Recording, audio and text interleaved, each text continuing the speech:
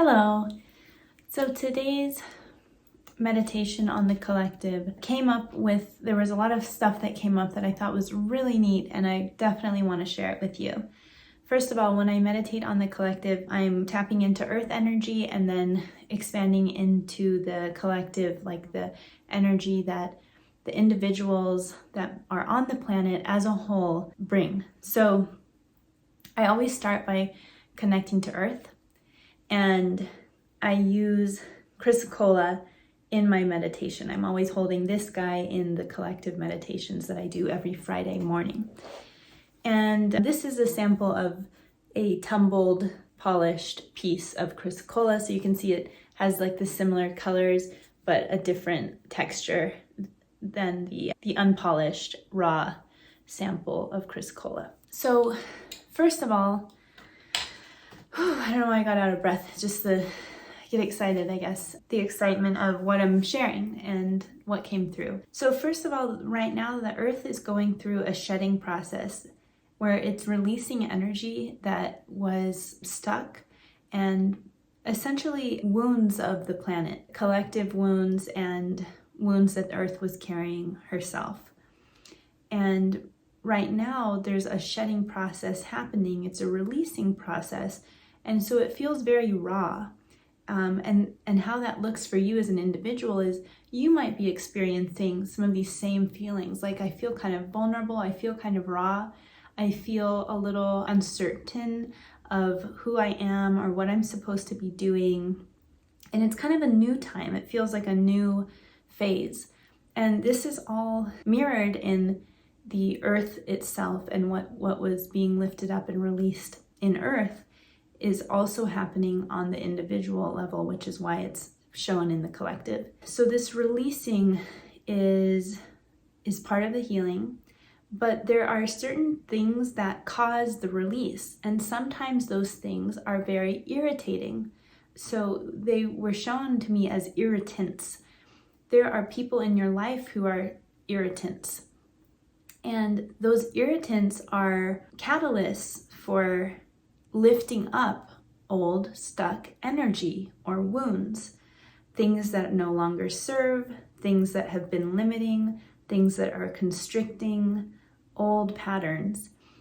And so the irritants that are placed in our lives can come in the form of people or situations where we feel truly irritated, agitated, annoyed, out of control, angry, upset, hurt. And what's causing these things in your life will benefit you if you see those things as agents for healing, agents for change. So on a global level, there are things happening in our world that are also irritants to the collective.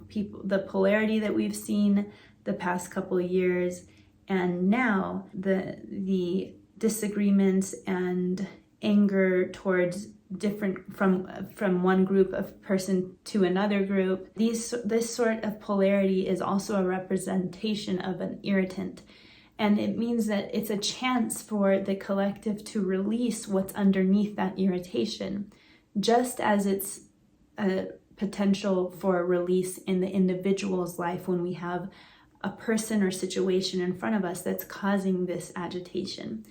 So in the meditation, it was suggested or shown to me that we can view irritants in our life as obviously mirrors for ourselves, but what that really means is what in you is being irritated, what in you is getting pushed up against or getting scratched or annoyed. There's an irritation that you feel when you're with someone, or when someone says something to you, or you meet this person and they do this or they don't do that, and this causes irritation.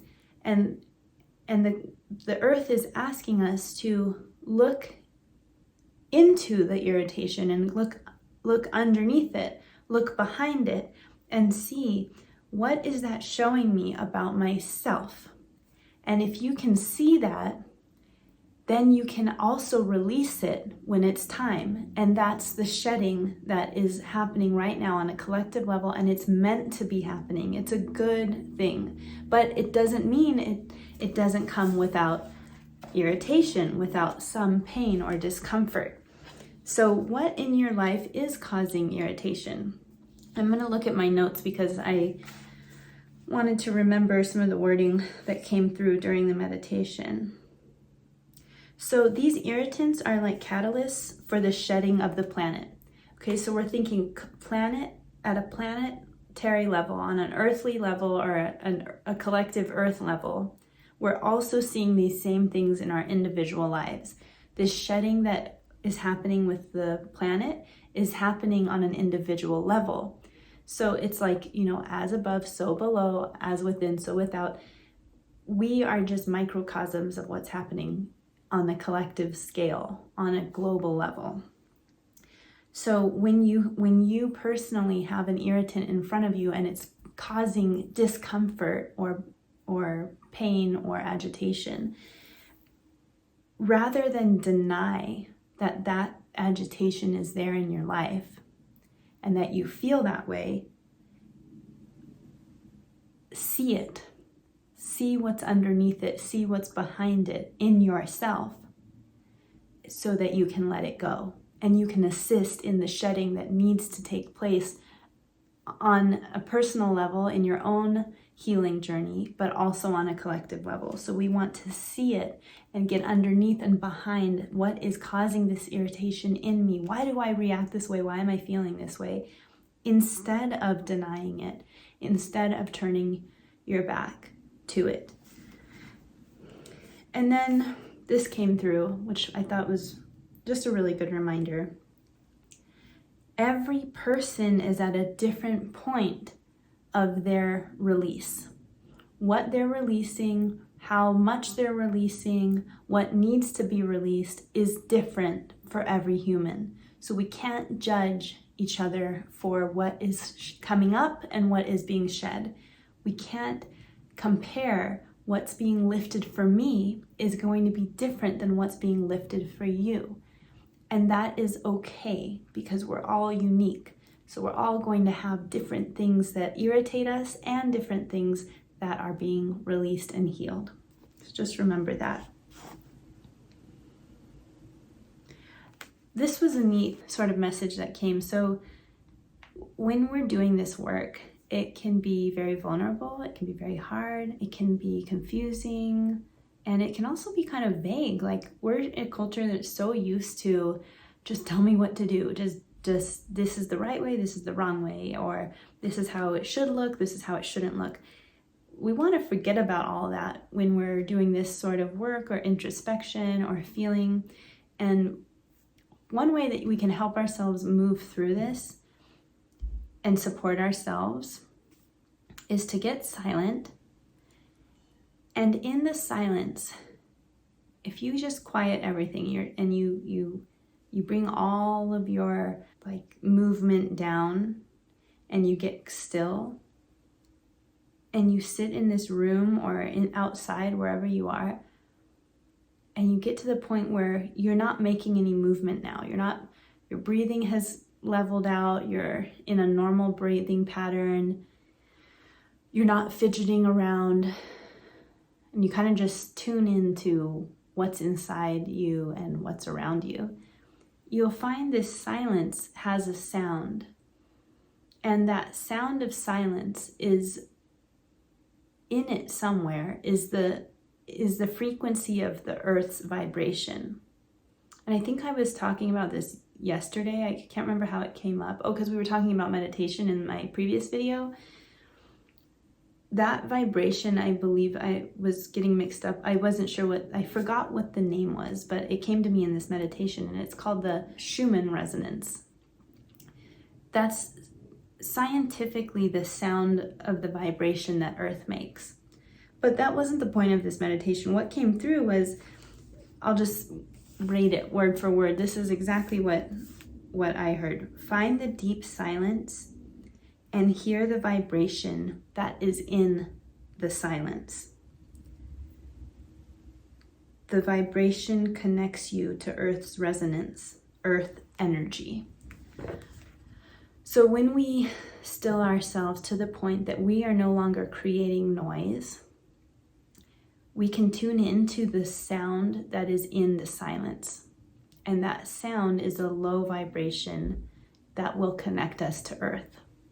And that can be a helpful connection that you want to make so that this work is just a little bit clearer and you'll get clearer insights for yourself about what's on your path, what you're meant to release. You can better feel and release what needs to come up. Another thing was how our bodies are made up of 60% water, and how Earth's water is more than 70%. So it's just so interesting to think that our bodies are a microcosm of the Earth body. Our bodies are made up of so much water, and so is Earth's. So there's a resonance in that, in our makeup. That came through as a really quick, think of that. And it kind of was mind-blowing, a little hard to just to fully grasp, because what does that mean for how alike we are to Earth, and the sharing of frequencies and information that could be had, because water is such a receptive element. Like if there's vibration, it will make the vibration through the water. It's very movable and changing. So just think about how our bodies are so similar to the Earth body and what that means for the exchange of information and energy that can happen between us and through us. And finally, I want to leave you with some questions. These were also channeled through this meditation. So I believe I'm meant to answer these questions for myself and do some introspection and reflection. And I think that all of us are meant to do this. So you can journal these, perhaps. I think that's what I'm going to do. I've journaled when I was meditating. I'll stop and take notes real quick. And so I left space so that I could journal, but I'll probably end up going to the other page and just do some more writing on that there. So the first question is, what's being lifted up in you? Remember how we talked about irritants causing a reaction, and that reaction means there's the potential for something being lifted up, seen, and released. So what in your life right now is being lifted up? What's been causing irritation in you, and what's behind that irritation? And what is that possibly going to lift up in you? That's sort of the reflection question, but the simply put, what's being lifted up in you? The second question is, what's been shed lately? What has already been released? What is something that you saw, felt, and let go of? There's a lot of self-awareness in these questions. The capacity to not only observe yourself, but to be honest with yourself about what you see, what's really there. It takes such a high level of honesty, because a lot of times we don't want to know, we don't want to say it, we don't want to admit it. It can be hard, but there's so much bravery in that. So if you can be honest and brave and have this self-awareness, then you can answer this question, what's being lifted up in you and what's been shed lately? That was the second question. What's been shed lately? And then finally, the third question. It's a little bit longer. There's almost 2 parts to it. What are you holding on to? What's behind the resistance to letting it go or seeing it? So it's like What are you having a hard time releasing or admitting in yourself? And what's behind that resistance? Is it fear? Fear of what? Is it anger? Anger for what? And is there possibly sadness underneath that anger? Sadness about what? And feeling the emotions. Because a lot of times when we don't allow ourselves to feel these base emotions, then we're blocking ourselves from letting go what could actually heal us. When there's a refusal to see our true selves, or see, that wasn't right, hold on. When there's a refusal to see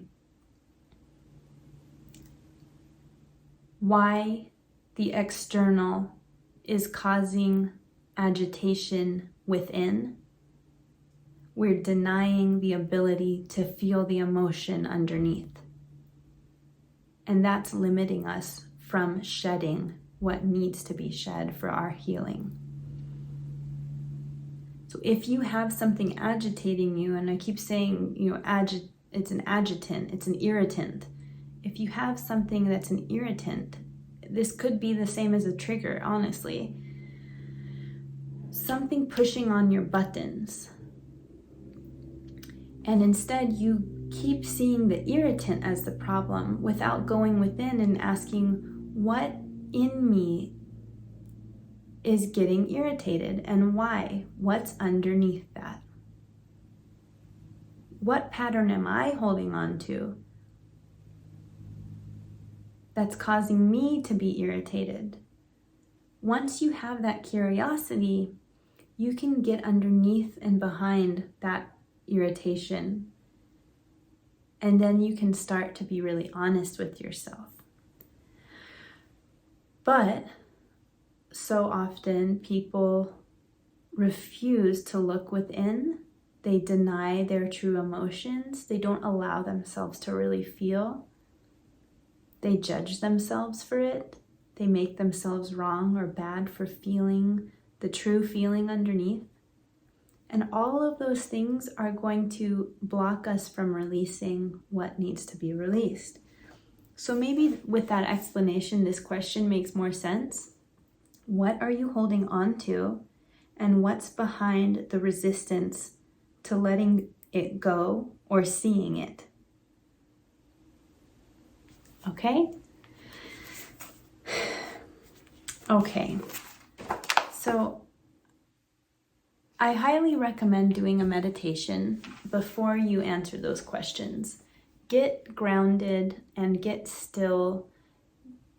Connect to the silence within before you answer those, so that when you answer them, you're coming from a very clear place, and that information that's needed for you will be much more easily accessed if you've done some kind of grounding or meditation beforehand.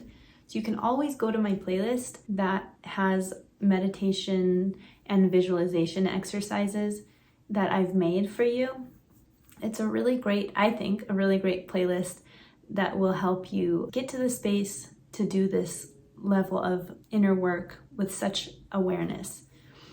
And again, if you can get your hands on some chrysocolla, that energy of these stones will also help you connect to the energy within and the planet and others. It's actually a really good stone for harmony and balance.